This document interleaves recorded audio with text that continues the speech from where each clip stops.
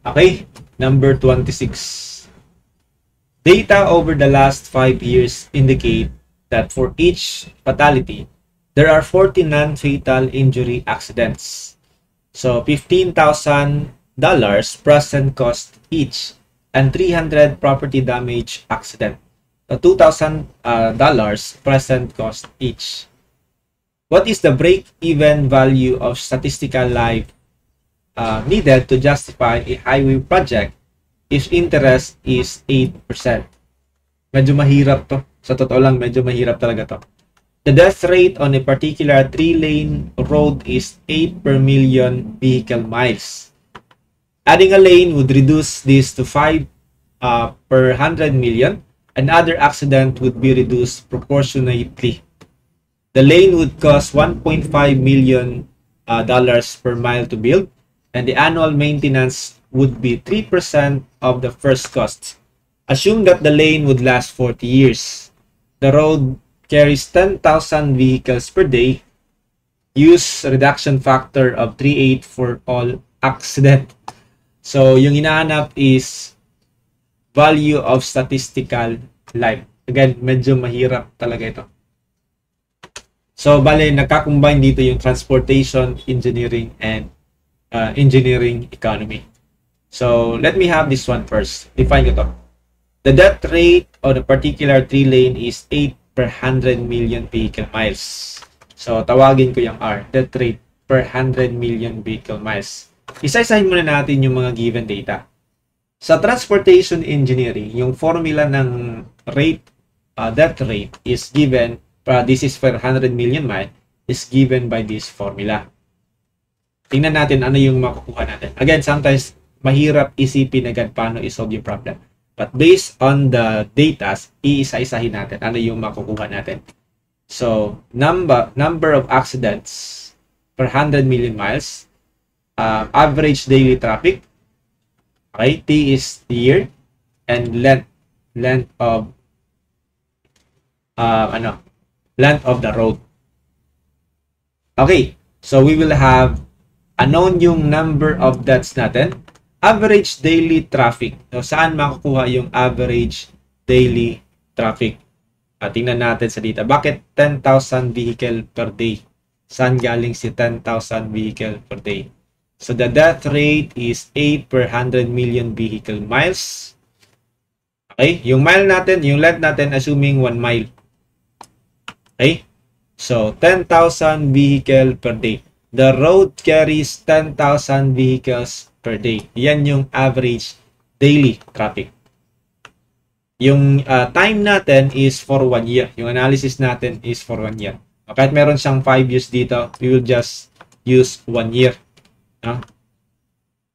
Okay? 1 year, then convert that one to days para unit consistent. So you have 1 year per 365 days. Cancel. Do not use 5 years indicate for each fatality. Per year tayo. Ito yung medyo nagkakagulo sa problem na to. Pwede mong maisip na 5 years yung gamitin, but it is 1 year only. Per year yung analysis natin.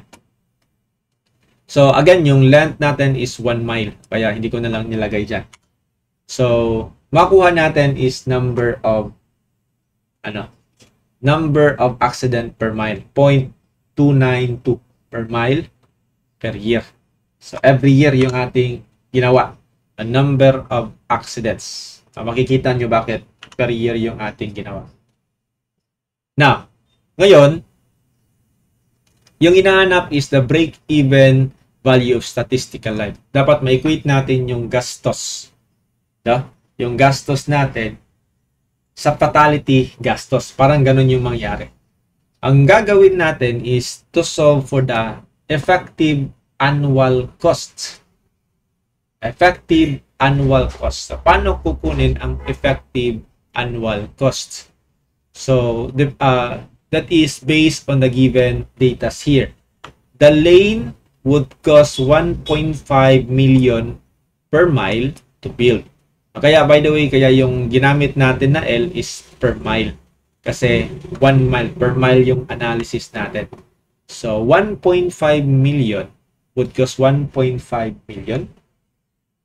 Alright? So, yung 1.5 million using the formula of annuity, that is this one. Alright, ginawa natin siyang, ano ba yung formula na yan? What is this formula? Per mile to build, and annual maintenance would cost 3%. So, saan galing ang formula na to? Okay, galing lang to sa annuity formula, no? Itong, this is our A. Alright, this is our A. This is the present worth, 1.5 million first cost. Bale, galing dito ha. You have A, then 1 plus interest, ano, yan lang. Present worth formula of annuity, 1 plus I raised to n minus 1 over I, the 1 plus I raised to n. That one is set as the 1.5 million, the first cost. Ito, ginawa natin siyang annuity, AAC. Okay? So, that is for this alone. Then, meron pang annual maintenance of 3% of the first cost. So, annual pa yan. So, idadagdag natin siya sa effective annual cost. 3% of the first cost. So, ito yung effective annual cost. Million. Kung gawin nating 1,000, so times 1,000. 170.8 thousand per year. Per year yan kasi per year yung ating ginawa sa analysis. Okay?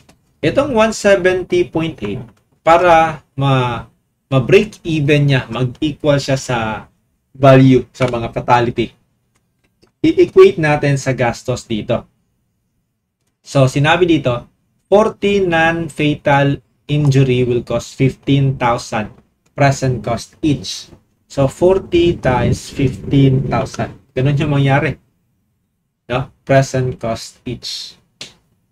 Next, 300 property damage. I-multiply natin ng 2,000. Okay? So, magiging per year na sa. Next, plus value, yung VSL natin, value of statistical life.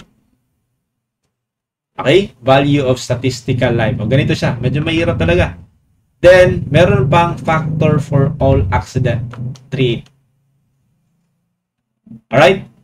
3. Then, meron pa tayong i-multiply dito. Ano pa yung kulang na i-multiply natin based on that? That is 0.292. Saan galing yung 0.292? So, yung 0.292, yan yung ating number of accident per mile. The number of accident per mile per year. Bakit i-multiply natin dito? Kasi per year yung ating gusto. Ginawa natin siyang per year and per mile of analysis. So, makukuha natin VSL 359.8K. Again, kung ako yung tatanungin nyo dito, medyo mahirap talaga siya. Kahit kung titingnan nyo sa book kung saan kinuha ng examiner yung problem na to, medyo magulo yung ating solution. In-interpret ko lang yung solution niya and ginawan ko ng version ko ng solution. Ginanito ko siya.